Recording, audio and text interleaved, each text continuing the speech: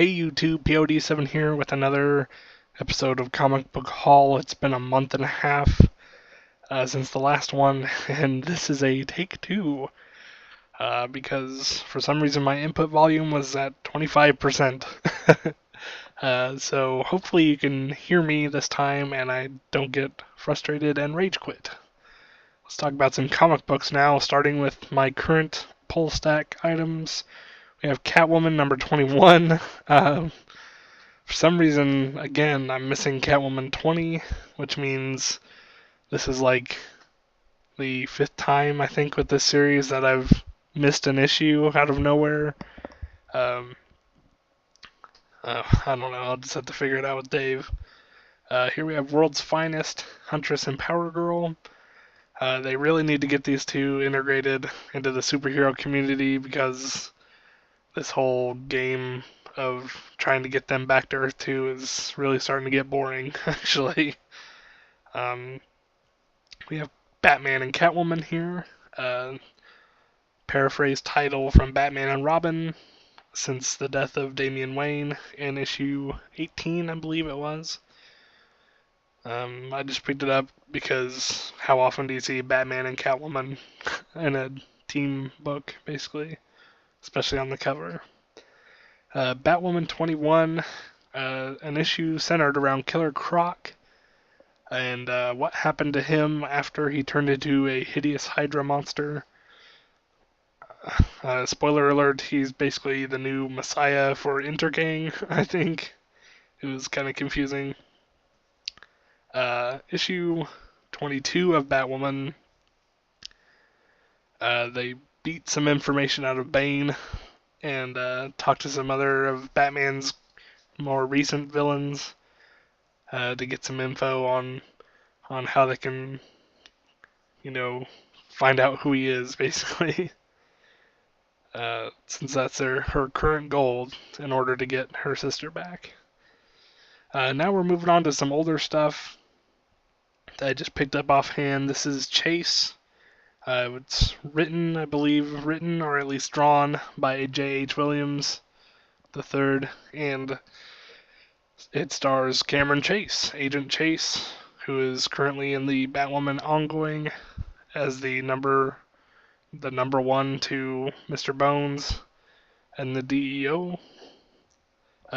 She basically has the same job here, where she's fighting paranormal stuff and metas. Her story is basically that her father was a superhero and he died at the hands of a psychopath, so she came to resent capes and cape culture. She basically became a police officer on her own in spite of her father and her latent abilities.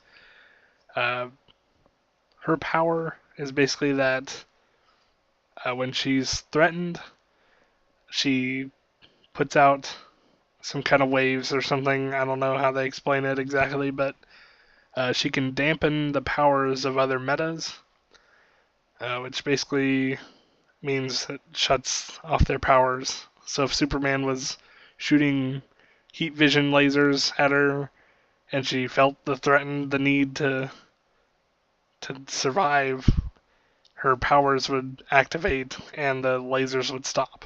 So theoretically, I don't know if that actually would ever work against a god like Superman, but anyway, go pick it up. It's pretty good.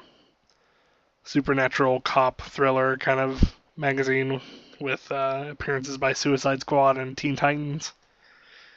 Here we have some Quest for Batwoman pickups. We have Detective Comics number 19, which was an 80-page spectacular, which apparently gives them license to charge $8 for this, which seems all the more ridiculous when you see what I picked it up for. The story going on in the issue is that the Man-Bat serum got out on the market, and Dr. Langstrom is trying to help Batman stop it, and he just ends up taking the serum himself. Not exactly sure how that helps in any way. And here we are. Batwoman shows up. This is one of her two panels in the entire 80 pages. and she just shows up out of nowhere to help Batman. And this is post Batwoman issue 18, I believe, where they fight over Mr. Freeze's new weapon, and she just breaks it. This is Batgirl number 13. This is a variant cover, so it cost a little bit more, but I paid for it with store credit, as well as the previous comic. So, yay! Not actually paying cash for a Gail Simone book. A current Gail Simone book, I should say. She used to be pretty good. I don't know what happened, but... And there's Batwoman's one page that she shows up. That's a pretty common theme so far. I think I just scratched my beard and it showed up on the mic. That's a pretty common theme in this collection, is paying more than cover price for one panel showing Batwoman.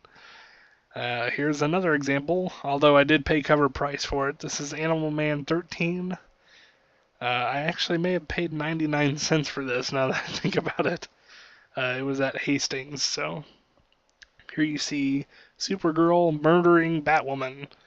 Obviously, she's been infected with the rot, so if you want to know what the rot is, look up Animal Man and Swamp Thing and read the heck out of both of them.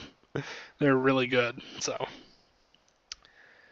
going back a couple of, I guess it is a couple of years now. Kind of surprised myself there. This is Brightest Day 23. I didn't really follow anything after going into Blackest Day or Brightest Day, so can't really, Blackest Night I guess it was, but I just know there were lots of colors and then white showed up, so that's her one panel appearance. Right next to Batman, of course. Yeah, my brother could tell you probably everything to do with Green Lantern, but I've just never been a huge fan. Here we have Justice League Cry for Justice, which was a 7-issue miniseries that tried to establish a new Justice League team that was kind of a bleeding heart team with Green Arrow and Hal Jordan and Metamorpho, I believe. Basically, people who are willing to kill people out of a sense of righteousness, I guess. And this page here is just explaining that Batwoman was intended to be a part of the team, but J.H. Williams thankfully snatched her up for Detective Comics. And then it has a little 2-page origin story saying, go read Detective Comics, please. I'm going to try to read all the text in that bottom panel because it describes her powers and kind of a really short, abbreviated origin. So, powers and weapons. Kate Kane is an Olympic-level athlete skilled in multiple martial arts techniques. Her costume is stab-resistant and bulletproof, and her utility belt contains a myriad of crime-fighting tools.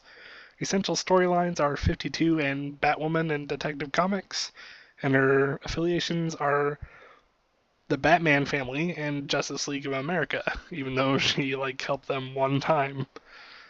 I forgot to mention that she shows up in Justice League Cry for Justice issue 5. So, and here we have the beginning of the casualty list for this episode.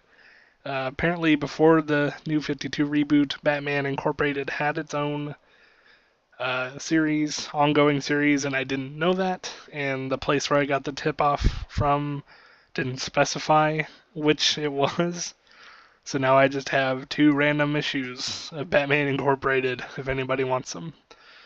But you will pay shipping.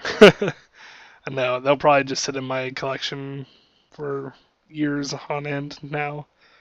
I picked up Batman 2, kind of for the same reason, although obviously I knew it wasn't the previous Batman 2. Not too sad that she didn't show up in this because Dave said in probably 2 years' time it'll be worth $50. So if I decide not to keep it, I can sell it for a profit.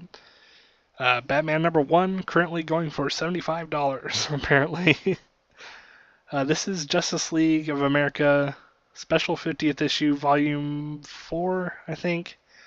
It's when Dick Grayson was Batman, and it had a lot of legacy heroes, like Donna Troy was their version of Wonder Woman, and she's here explaining that she went through an event during Final Crisis or Countdown. I don't know. It's hard to keep it all straight. Where she basically visited a bunch of different worlds, and of course she visited Earth 11, which gave us Batwoman, as you see there. Unfortunately, it's not the right one, so it's on the casualty list. Man, that flew by really fast for take 2.